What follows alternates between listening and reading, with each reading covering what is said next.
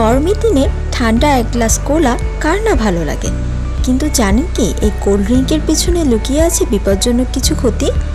আজকে আমরা জানবো সোডা বা কোল্ড ড্রিঙ্ক কীভাবে ধীরে ধীরে আপনার শরীরের ক্ষতি করছে। কি থাকে কোল্ড ড্রিঙ্কসে?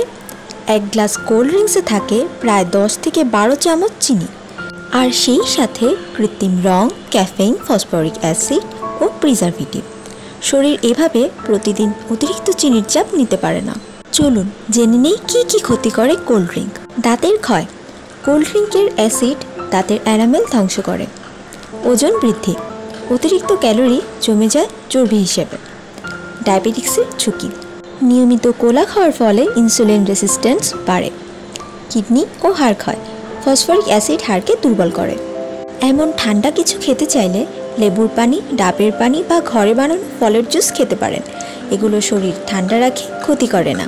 সুস্থ থাকতে হলে সোডাকে বলুন না।